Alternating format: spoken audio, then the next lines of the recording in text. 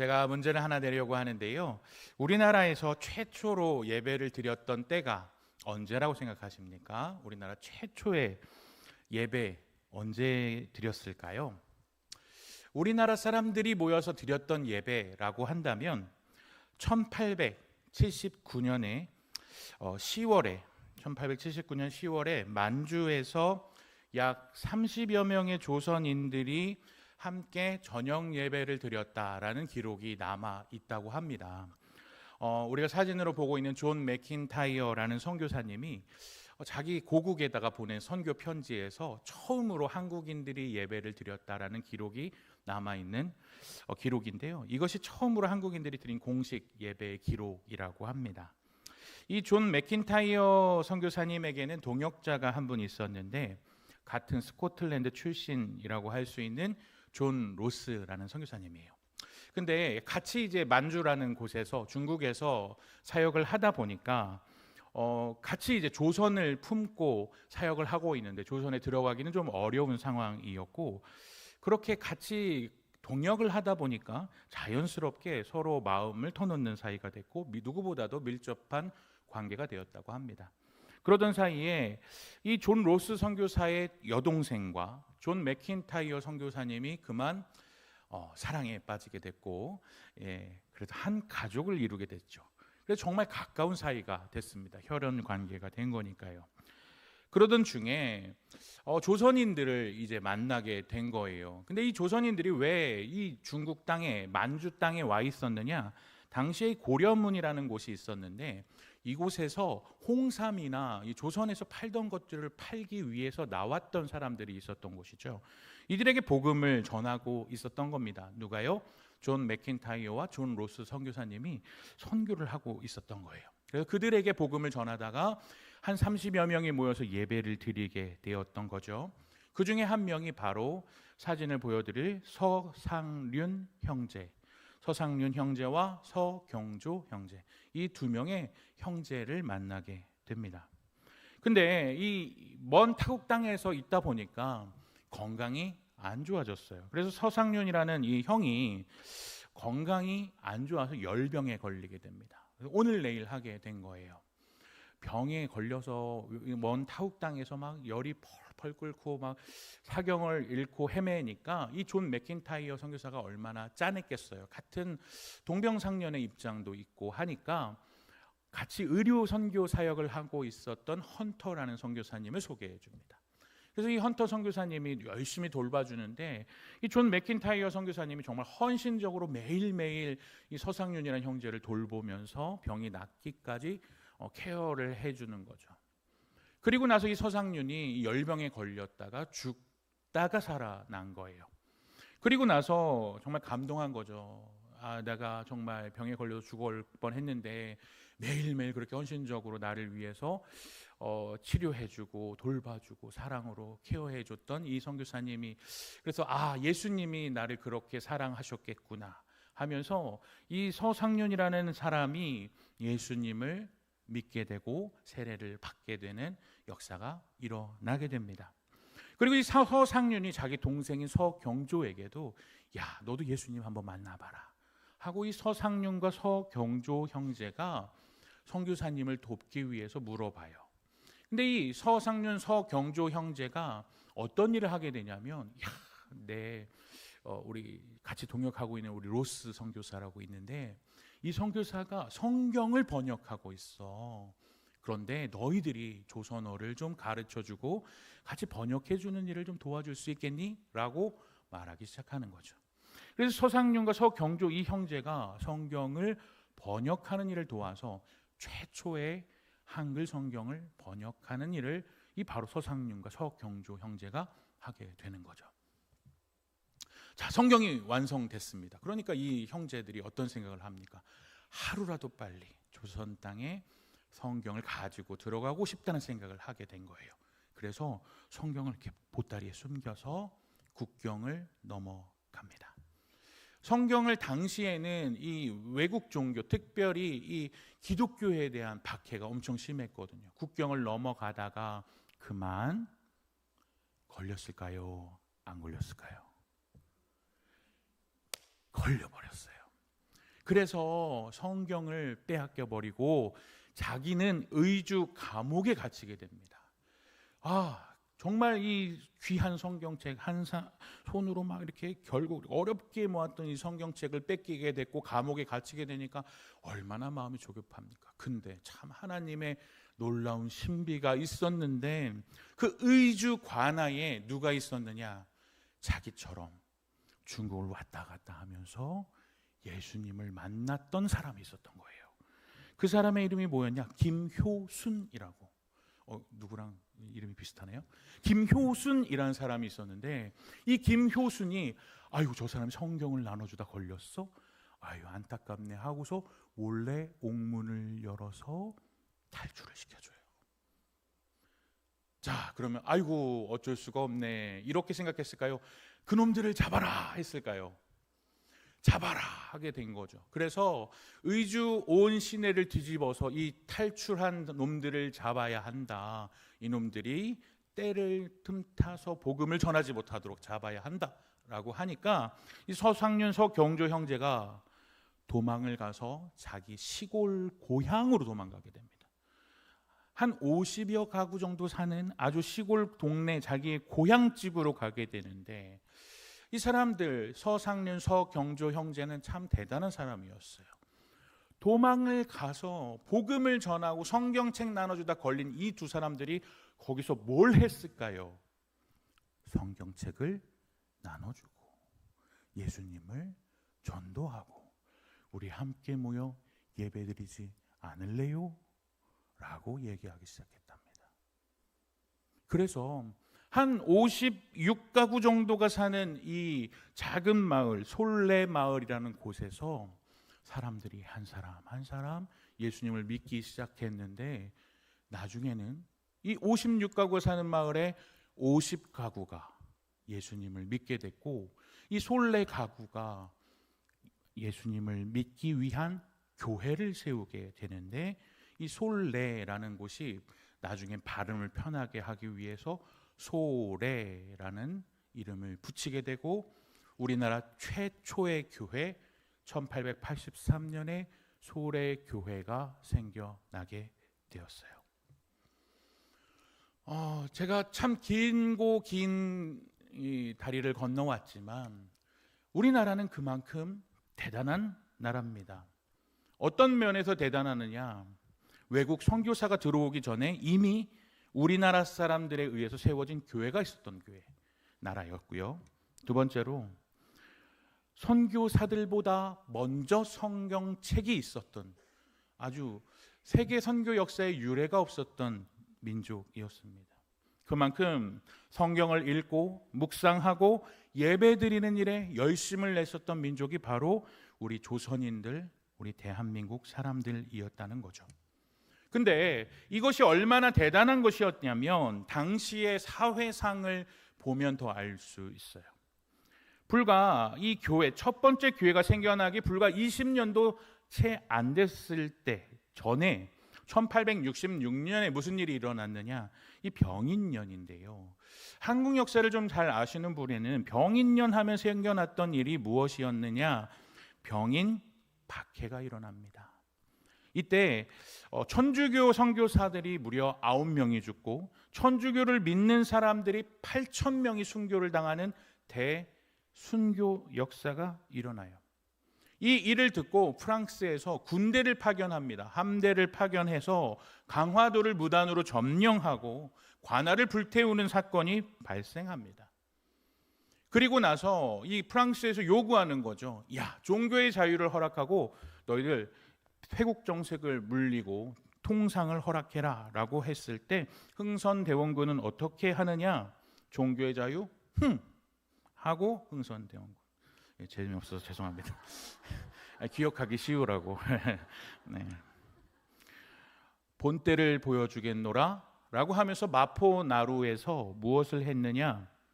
지금의 절두산 잠두봉이라고 불리는 곳에서 천주교인들 수천 명의 목을 쳤습니다.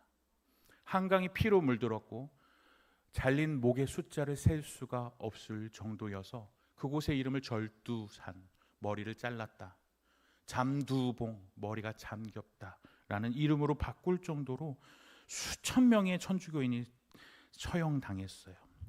그리고 1886년에야 비로소 형식적으로 종교의 자유가 얻어질 정도로 이 첫 번째 교회가 생겨났을 때는 당시의 사회 분위기는 예수님을 믿는다, 교회에 다닌다, 성경을 읽는다라는 것은 목숨을 걸어야 할 수도 있을 만큼 위기의 순간이었다는 거예요.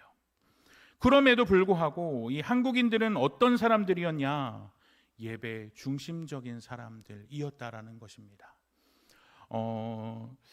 제가 이렇게 생겼어도 굉장히 시골 사람입니다. 도시적으로 생겼죠. 네, 제가 굉장히 시골 사람인데요. 제가 경기도 파주인데 저희 동네 이름이 굉장히 도시스러워요. 금촌이라고요. 누가 봐도 촌인데 제가 다니던 교회가 금촌중앙교회였습니다. 당시에 저희 교회는 동네에서 가장 높은 곳에 있었습니다. 산 위에. 그래서 교회에 한번 가려고 하면 다리가 정말 아플 정도로 산 위에 있는 교회였는데, 이 교회는 당시에는 처음 생겼을 땐 종이 있었는데 나중에는 이 종이 소리가 작다 그래서 큰 종을 대신하는 이 스피커로 바뀌었어요. 그래서 여기서는 시간마다, 예배 시간마다 종소리를 빵 땡땡 소리가 울렸습니다. 새벽에는 새벽 기도회 하라고, 수요일날은 수요 기도회 모이라고, 주일날에는 주일 예배 오라고, 주일 저녁에는 주일 저녁 예배 오라고.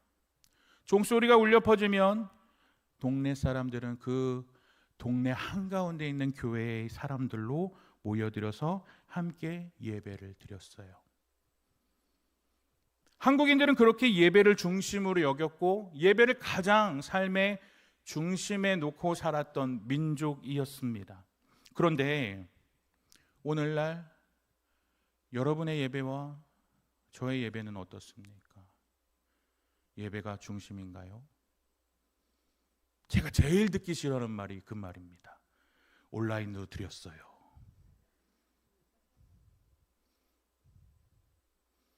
너무나도 쉽게, 너무나도 편리하게 나 중심적으로 예배를 드리고 있는 것이 오늘날의 모습 아닐까요? 미국의 대표적인 복음주의자 저술가인 A.W. 토저가 이것이 예배다라는 책에서 이런 말을 했습니다. 내 입맛에 맞는 것을 찾아서 예배하는 것은 사마리안의 예배와 같다라고 이야기합니다. 예를 들어서 나는 음악을 너무너무 좋아합니다. 그리고 세션이 아주 좋아야 되고 예배 인도자가 좋아야 되고 음향이 빵빵해야 되고, 그러면 이 사람에게 있어서 가장 예배의 선택과 교회의 선택은 음악이 좋아야 하는 교회를 선택하는 거죠.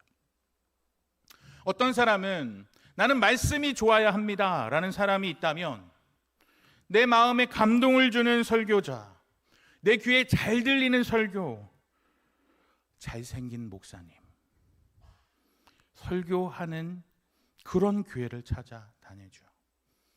나는 우리 아이들이 중요해. 우리 아이들이 제대로 신앙생활할 수 있게 시설이 잘 돼 있고 시스템이 잘 갖춰져 있는 교회를 찾아다니는 거죠. 이러한 예배가 바로 사마리아인의 예배입니다. 자, 그러면 이런 사마리아인의 예배는 무엇이 문제일까요? 예배의 중심이 바로 누구예요? 나예요. 내가 좋아하는 찬양, 내가 좋아하는 세션, 내가 좋아하는 음향, 내가 좋아하는 예배 인도자, 내가 좋아하는 설교자, 나에게 위로가 되는 말씀, 내가 잘 들리는 설교, 내 아이들이 마음껏 활동하기 좋은 환경과 공간과 시스템과 예산, 이 모두가 내가 중심이 된 사마리아인의 예배라는 거예요. 이것이 바로 예배의 중심이 하나님이 아니라는 치명적인 문제점을 가지고 있습니다. 하나님이 나에게 원하시는 것이 아니라 당장 나에게 감동이 있느냐 아니냐, 내가 원하는 것이냐 아니냐, 이런 나 중심의 예배는 예배가 아니라 예배 방해 요소일 수 있다는 거예요. 어떤 사람은 화려한 조명과 세련된 음악과 감동적인 순서가 있어야 좋은 예배, 매끄러운 예배, 참된 예배라고 말할지 모릅니다.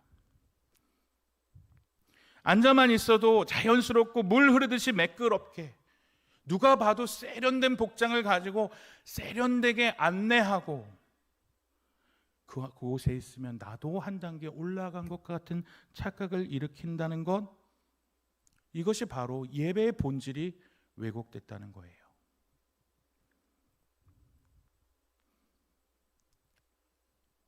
참 문제가 심각하죠.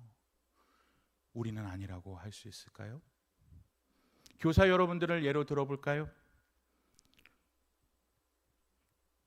교사로 봉사합니다. 일부 예배 때부터 정신없이 일어나서 눈 부비고 씻고 밥 먹고 일어나서 와서 예배합니다.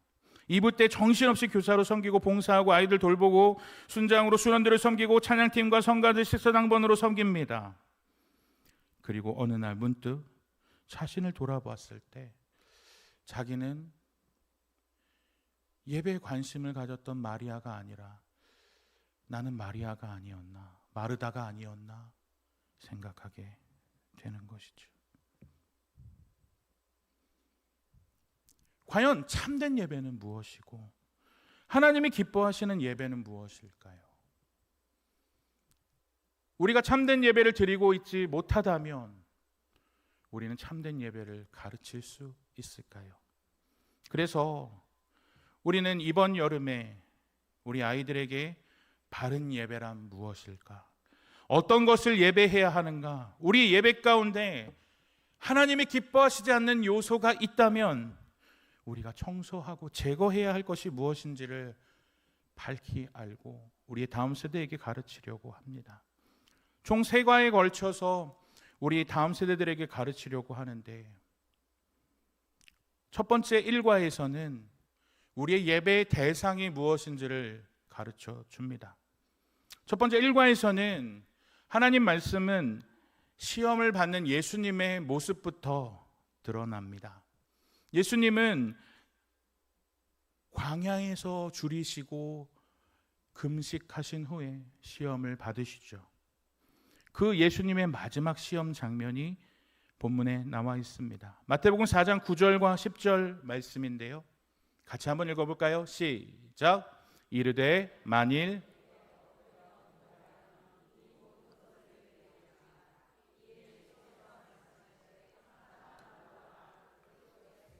주 너의 하나님께 경배하고 다만 그를 섬기라 하였느니라.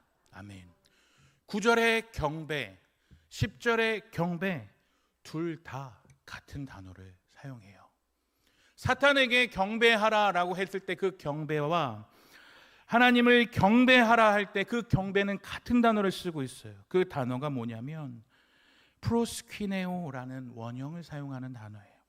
이 단어는 단순히 고개 한번 숙이다 이런 뜻이 아니에요. 예배하라는 거예요. 섬기라는 거예요. 너의 마음 가운데에다가 나를 채우라라고 말하는 겁니다. 그러면서 사탄이 뭐라고 유혹합니까? 나에게 너의 마음에 나를 채우면 내가 천하 만국을 너에게 주겠다라고 예수님을 미혹합니다. 그때 예수님은 뭐라고 얘기하십니까? 아니다. 우리가 경배해야 할 대상은 너 따위가 아니다. 우리의 경배의 대상은 오직 여호와 하나님이다. 우리는 우리의 예배의 대상이 바로 하나님이라는 것을 우리의 다음 세대들에게 전해야 합니다. 어떻게요? 우리의 삶으로 전해야 되죠. 우리는 무엇을 예배하시는 것을 우리의 다음 세대에게 보여주십니까? 혹여나 누군가에게 상처가 되더라도 오해 없이 들어주시기 바랍니다. 누구를 특정인을 대상으로 하는 말씀은 아닙니다. 하나님께 예배하는 것보다 공부하는 게 더 중요하다. 좋은 성적이 필요해.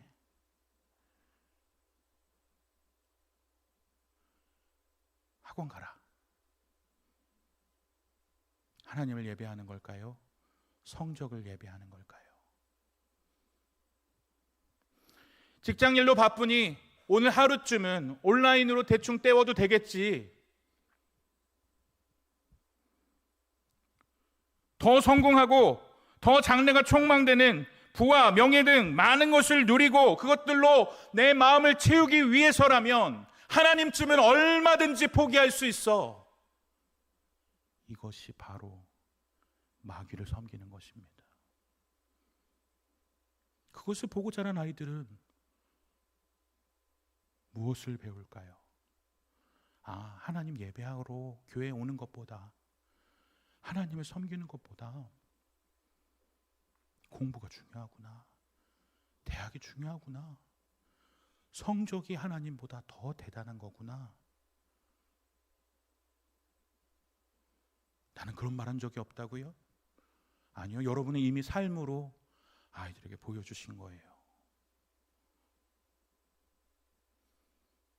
말보다 행동은 더 강력한 가르침이니까요. 우리는 오직 하나님만 예배해야 하는 것이고, 우리의 중심은 하나님이 제일 우선해야 한다고 보여주어야 합니다. 우리의 마음에 하나님 외에 다른 것을, 하나님께 나아가는 것보다 더 우선하는 것이 없음을 기억해야 하는 것이고, 그 마음의 중심의 자리에 그 어떠한 것도 하나님 외에 놓아서는 안 된다고 우리의 삶을 통해 가르쳐야 되는 것입니다. 이과의 내용은 예배를 회복해요 라는 뜻입니다. 이과의 본문은 예수님의 성전 청결 사건을 가지고 이야기합니다. 당시 이스라엘은 로마 제국의 통치하에 있었어요. 그래서 수많은 유대인들은 로마 제국 하에서 흩어져 살아가고 있었습니다. 어떤 사람은 로마 본국에서 살아가고, 어떤 사람은 저기 그리스에서 살아가고, 어떤 사람은 저기 터키에서 살아가요. 근데 이 유대인들은 성년 유대인들, 성인 남자 유대인들에게는 꼭 해야 할 게 있었는데, 유대인들의 꼭 필요한 3대 절기에는 예루살렘 성전에 와서 예배를 드려야 하는 의무가 있었어요. 이 예배의 의무를 지키기 위해서 이 사람들은 각자 속해 있는 나라에서 이 유월절을 드리기 위해서 나온다는 것입니다. 그런데 문제가 하나 있었어요. 성전에 와서 하나님한테 나아가기 위해서 성전세를 내야 했습니다. 성전세는 쉽게 말하면 건물 유지 비용을 성인의 한 사람으로서, 유대인의 한 사람으로서 내야 하는 거예요. 근데 문제가 하나 있습니다. 로마에서는 데나리온이라는 돈을 사용하고, 헬라에서는 드라크마라는 돈을 사용하고, 이스라엘에서는 세겔이라는 돈을 사용하는데, 잘 보십시오. 데나리온에 누가 그려져 있습니까? 로마 황제의 그림이 그려져 있어요. 이 드라크마에는 누가 그려져 있을까요? 그때마다 조금씩 다르긴 하지만 알렉산더 왕, 대왕의 그림이 그려져 있어요. 그러니까 신처럼 섬기는 위대한 사람들의 그림이 그려져 있는 거예요. 근데 이스라엘의 돈 세겔에는 누가 그려져 있어요? 새의 그림이 그려져 있죠. 그러니까 하나님한테 드릴 성전세는 로마의 돈으로, 헬라의 돈으로 드릴 수가 없는 거예요. 왜요? 저거 자체가 우상에게 드려진 거잖아요. 그러니까 이걸 가지고 하나님한테 드릴 수 없으니까 저 돈을 어떻게 해야 돼요?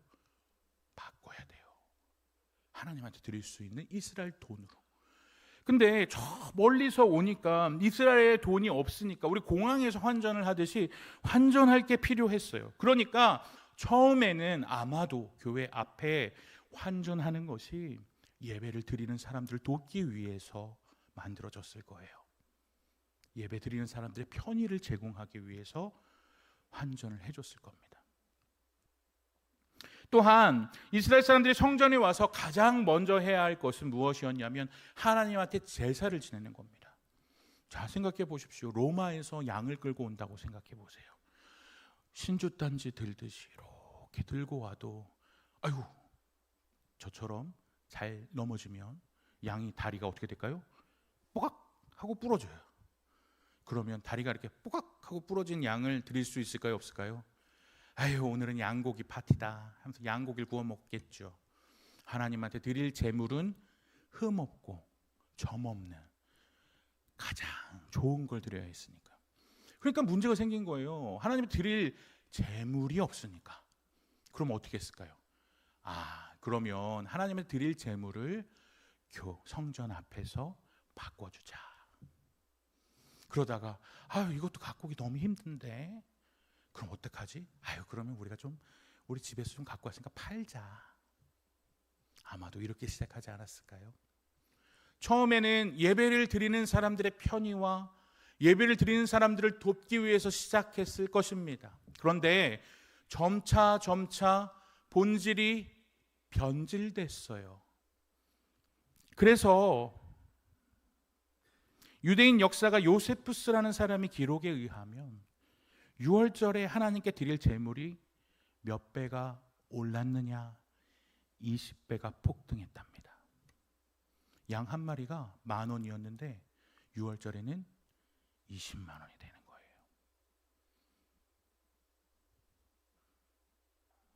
그게 누구의 주머니 속으로 들어갈까요? 대제사장의 주머니로 들어가요. 하물며 돈을 바꿔주는 건 얼마나 더 큰 폭리를 취했을까요? 예수님이 목격하신 장면이 바로 그 장면이에요. 마태복음 21장 12절에서 예수께서 성전에 들어가서 성전 안에 매매하는 모든 사람을 내쫓으시며 돈 바꾸는 사람들의 상과 비둘기 파는 사람들의 의자를 둘러 엎으시고 그에게 이르시되 기록된 바 내 집은 기도하는 집이라 일컬음을 받으리라 하였거늘 너희는 강도의 소굴을 만드는도다 하시니라.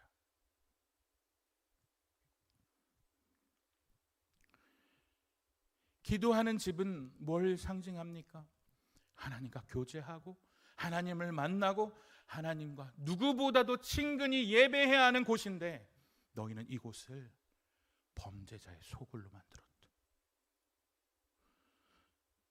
예수님은 그 어떤 것이라도 예배의 본질을 가로막고 회방하는 것이 있다면 모두 들어 엎으시길 원하세요.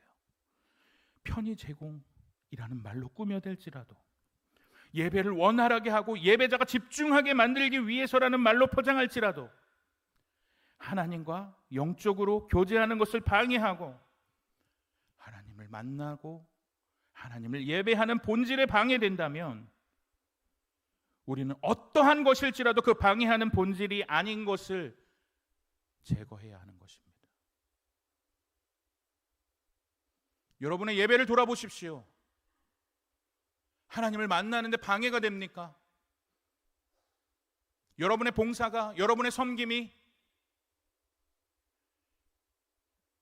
하나님을 만나는데 환전상과 짐승을 바꾸는 것처럼 예수님을 분노하게 만들고 있지 않습니까? 그렇다면 아무리 좋은 의도로 시작했더라도 다 둘러엎고 다 제거해야 하는 거예요. 그게 예배의 본질입니다.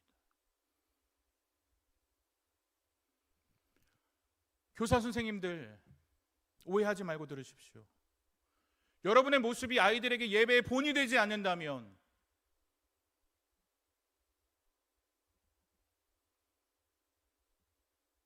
여러분이 핸드폰 하고 있는 모습이 여러분이 수다 떨고 있는 모습이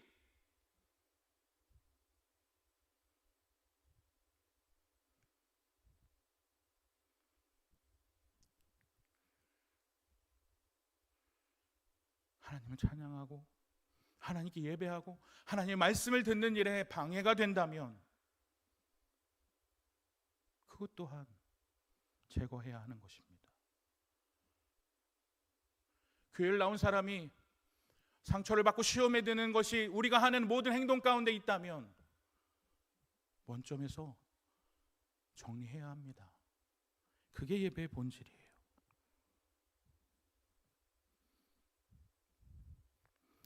삼가의 내용은 영과 진리로 예배하는 것입니다. 당시의 유대인들은 갈릴리에서 예루살렘으로 갈 때 사마리아 지역을 지나다니지 않았어요. 멀리 요단강을 건너서 돌아가는 일을 선택했습니다. 당시 그곳의 이름을 신약에서는 스키토폴리스라 하고 구약에서는 벳산이라고 부르는 그곳에서 강을 건너서 빙 돌아갔습니다. 왜 그런 바보 같은 짓을 했을까요? 사마리아 지역은 부정하니까. 그런데 예수님은 그 부정한 곳에 있는 한 여인을 만나러 사마리아로 가시고 우물가에서 한 여인을 만나십니다. 그 여인을 만났어요. 자신이 누군지 말하지 않았음에도 자신의 정체를 아니까 예수님이 선지자라고 생각한 여인이 예수님에게 영적인 질문을 던집니다. 여인이 물어보죠. 사마리아인은 그리심산에서 예배를 드려야 한다고 말하고 유대인들은 성전에서 예배를 드려야 한다고 말합니다. 우리는 그리심산에서 드리는 게 맞다고 하는데 유대인들은 시온산에 있는 예루살렘 성전에서 예배 드려야 한다고 해요. 과연 어디서 예배를 드리는 게 맞지요? 라고 물어봅니다. 그때 예수님은 요한복음 4장 23절에서 아니야, 어디서 예배 드리는 게 중요한 게 아니란다 라고 말하시면서 이렇게 말해요. 아버지께 참되게 예배하는 자들은 영과 진리로 예배할 때가 오나니 곧 이때라. 아버지께서는 자기에게 이렇게 예배하는 자들을 찾으시느니라. 중요한 건 어디가 아니라 어떻게야. 장소가 아니라 방법이란다. 영과 진리로 예배드리는 것이 맞단다 하면서 4장 24절에서 이렇게 말해요. 같이 한번 읽어볼까요? 시작. 하나님은 영이시니 예배하는 자가 영과 진리로 예배할지니라. 아멘. 영과 진리로 예배를 드리는 것은 무엇을 말하는 걸까요? 아마 이쯤 되면 졸음에 폭탄이 와서 졸아가시는 분들이 잠이 들 수도 있을 것 같은데 잘 집중해서 들으셔야 됩니다.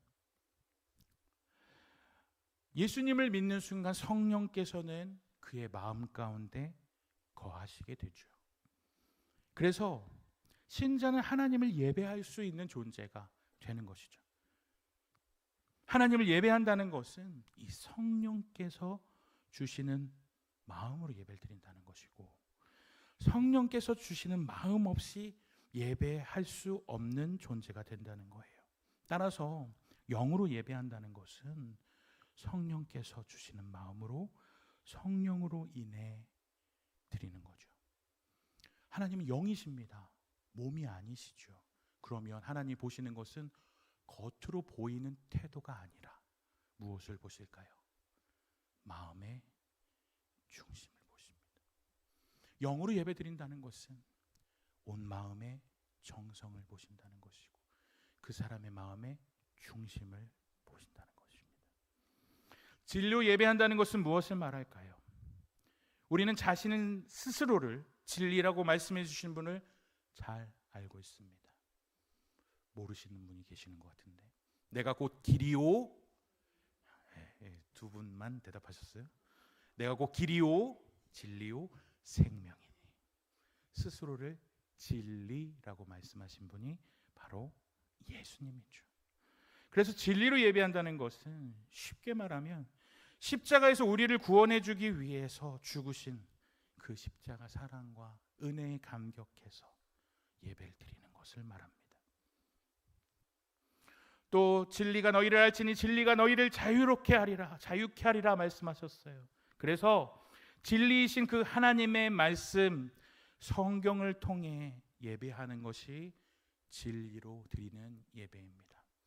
아유, 저렇게 긴 걸 어떻게 아이들한테 설명하지? 정리해 드릴게요. 영과 진리로 예배한다는 것은 나의 힘으로 내가 잘나서 내가 드리고 싶어서 드리는 예배가 아니라 성령님이 주시는 마음으로 성령님 안에서 마음으로 최선을 다해 드리는 예배가 영으로 드리는 예배. 진리로 드리는 예배는 예수님을 통해 하나님이 주신 진리의 말씀인 성경을 통해서 예배하는 것을 말합니다. 영이신 하나님 앞에 예배를 드리니 겉이 아닌 마음, 그 마음의 중심으로 정성을 다해 예배를 드릴 수밖에 없고, 죽을 수밖에 없는 날 대신해서 구원해 주신 그 예수 그리스도의 사랑에 감사하여 주님이 주신 그 말씀의 근거에서 말씀에 자신을 비춰보고 말씀 속에서 하나님 뜻을 분별하면서 영이신 하나님이 주시는 마음으로 나아가는 것, 이것이 예배자의 바른 자세입니다. 오늘 한 길고 긴 설교를 정리해 볼까요? 띄워주세요. 첫 번째, 예배는 바른 대상이 필요한데 우린 누구만 예배해야 될까요? 하나님만. 다른 것 하나님을 위장해서 그 영광을 가로채려는 사탄의 계략이 있지만 하나님께만 온 마음을 다해 우린 예배해야 합니다. 두 번째로, 사탄은 우리의 예배를 방해할 것입니다. 수많은 것이 더 중요하다고 말할 것이고 우리를 가로막을 것입니다. 하지만 우리는 그것을 깨끗하게 청소하고 깨끗하게 버림으로, 어떤 중요한 것일지라도 버림으로 하나님을 예배해야 합니다. 마지막으로 우리는 영과 진리로 예배해야 해요. 영은 성령으로, 성령 없이는 예배할 수 없음을 영이신 하나님께서 기억하시기에 마음과 정성을 다해 예배하고, 진리 되신 예수 그리스도의 은혜와 그 말씀 안에 자신을 비춰보고 결단하면서 살아가는 것. 저는 우리 송원교회 다음 세대가 하나님이 기뻐하시는 예배자가 되길 원합니다. 그렇기에 이 자리에 있는 우리가 먼저 하나님이 기뻐하시는 예배자, 주님이 찾으시는 그 한 사람, 영과 진리로 하나님 앞에 온 마음을 다해 자신을 드리며 예수 그리스도의 그 사랑에 감격하여 주님이 주신 그 말씀대로 결단하면서 우리 자신을 하나님 앞에 드리는 예배자가 되어지기를 원합니다. 우리가 참된 예배자로 나아간다면, 우리 선생님들이 그런 예배자로 아이들을 가르친다면, 부모님들이 그런 예배자로서 삶의 모범을 아이들에게 보여주신다면, 우리 아이들은 그 예배의 본을 보고 자라날 것이기에 우리는 우리의 예배가 중요하다는 것을 기억해야 합니다. 삶으로 가르치는 것보다 강력한 가르침은 없기 때문입니다. 예배 중심 되시는 하나님께만 최선을 다한 예배, 최고의 예배, 예배에 불필요한 것은 모두 다 제거하고 주님이 주시는 마음으로 온 마음을 다해 하나님 말씀 앞에서는 저와 여러분 송은교회 다음 세대가 되기를 간절히 소망합니다.